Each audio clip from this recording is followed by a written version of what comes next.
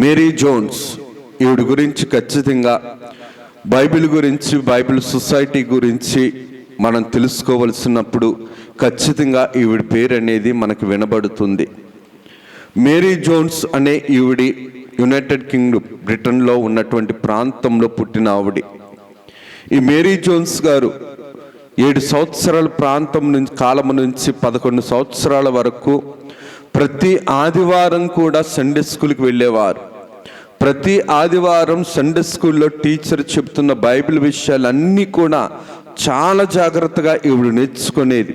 ఒకరోజు 11 సంవత్సరాలు వయసు వచ్చిన తర్వాత టీచర్ దగ్గరికి వచ్చి, మేడం, ఇట్లాగా మీరు వారానికి ఒక విషయం చెబుతున్నారు, నేను వారమంతా కూడా దేవుని విషయాలు నేను నేర్చుకోవాలి, నాకు మీ బైబిల్ ఇవ్వండి అనేసినంటే సండే స్కూల్ టీచర్ అంటది, అమ్మా, ఈ బైబిల్ నా దగ్గర మాత్రమే, నాకు ఒకటి మాత్రమే ఉంది, నీకు ఇవ్వటానికి నా దగ్గర మరొకటి లేదు, దీని విలువ ఇంత సొత్తు, ఇది పలానా ప్రాంతంలో పలానా వారి దగ్గర దొరుకుతుంది అని చెబుతుంది. ఈ మాట చెప్పగానే ఆ పాప చాలా బాధపడుతుంది. 11 సంవత్సరాల వయసులో ఇంటికి అలాగే బాధతో వస్తుంది. కుటుంబం చాలా పేదరికం కలిగిన కుటుంబం, బైబిల్ కొనటానికి కూడా తల్లిదండ్రులు సహకారం అందించలేని ఆర్థిక పరిస్థితులు కలిగిన కుటుంబం. అటువంటి కుటుంబంలో ఈ పాప 11 సంవత్సరాలు వయసు మొదలుకొని 16 సంవత్సరాలు వయసు వచ్చేంత వరకు కూడా ప్రతిరోజు కూడా ఒక చేతి పని చేస్తూ ఆ పాప కొంత కష్టార్జితాన్ని బైబిల్ కొనటానికి దాచుకునేది. శని ఆదివారం మాటలు, ఎవరైనా కనుక పేరెంట్స్ బయటికి వెళ్ళిపోతే వారి పిల్లల్ని చూసుకోవడానికి ఈ పాప వెళ్ళి ఆ పిల్లల్ని చూసుకున్నందుకు ఆ పేరెంట్స్ ఇచ్చే ఆ కొంత మొత్తాన్ని కూడా బైబిల్ కొనటానికి దాచుకునేది. ఇలాగ 11 సంవత్సరాల నుంచి 16 సంవత్సరాల వరకు ఈ పాప ఆ చిన్న వయసులో బైబిల్ కొనుక్కోవడానికి ప్రయాసపడింది. 16 సంవత్సరాలు అయిన తర్వాత ఈ పాప కాలినడకన, సరైన రహదారి కూడా లేని ప్రాంతంలో 40 కిలోమీటర్లు ఇంచుమించు దూరం ఉంటుంది. ఆ 40 కిలోమీటర్లు కూడా ఈ 16 సంవత్సరాలు కలిగిన ఈ బాలిక ఆ బైబిల్ ఏ ప్రాంతంలో అయితే బాల ప్రాంతంలో ఎక్కడైతే దొరుకుతుందో అక్కడ ఉన్నటువంటి రెవరెండ్ చార్ల్స్ థామస్ గారి దగ్గరికి వెళ్ళి తలుపు కొడుతుంది. ఆయన వచ్చి తలుపు తీస్తారు. అమ్మా, ఎవరు? పలానా వారిని, ఏం కావాలని అంటే, అయ్యా, పలానా వాళ్ళు చెప్పారు మీ దగ్గర బైబిల్ దొరుకుతుందంట, బైబిల్ యొక్క ఖరీదు ఇదిగోండి, నాకు బైబిల్ ఇవ్వండి అని చెబుతారు.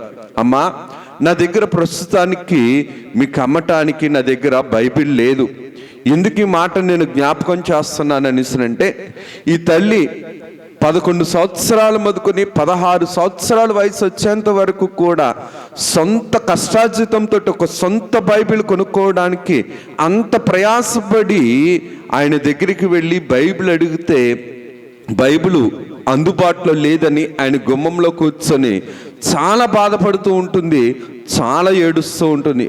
మరలా కొద్దిసేపటికి ఆయన బయటకు వచ్చి ఈ పాప యొక్క బాధను చూసి, అమ్మ, ఇదిగో బైబిల్ తీసుకుని వెళ్ళు అని చెబితే ఈ పాప అంటది, అయ్యా, ఇందాక బైబిల్ లేదు అని అన్నావు, ఇప్పుడు ఈ బైబిల్ ఎక్కడదని అంటే, నీకు అమ్మటానికైతే బైబిల్ లేదు కానీ నేను చదువుకుంటున్న బైబిల్ని నీకు ఇస్తున్నాను అని చెప్పి ఈ పాపకి ఇచ్చి పంపిస్తారు. ఈ పాప అప్పటి నుంచి కూడా యవ్వన స్థితిలో నుంచి ఇంచుమించుగా రోజుకి 5 గంటలు ఖచ్చితంగా బైబిల్ చదివేది. 5 గంటలు దేవుని యొక్క వాక్యాన్ని చదువుతూ ఖచ్చితంగా దేవుని సన్నిధిలో ఉన్న దైవజనరాలుగా దేవుడు ఏర్పాటు చేసుకున్నారు. ఎందుకు ఈవిడ కోసం మనం నేర్చుకోవాలి, తెలుసుకోవాలని అంటే, ఈ రెవరెండ్ చార్ల్స్ థామస్ గారు ఈ పాప యొక్క స్థితిని చూసి గమనించి, ఇటువంటి పేదవారికి, ఆర్థిక స్తోమత లేని వారందరికీ కూడా బైబిల్ అందుబాటులోనికి రావాలి, అందుబాటులోనికి తీసుకురావాలి, ఎంత ఖర్చు అయినా సరే అని చెప్పి బైబిల్ సొసైటీ ఎస్టాబ్లిష్ అవ్వటానికి వెనకన్న ప్రభావితం చేయబడిన ఒక బాలిక, ఒక స్త్రీ ఎవరు అని అంటే మేరీ జోన్స్ గారు.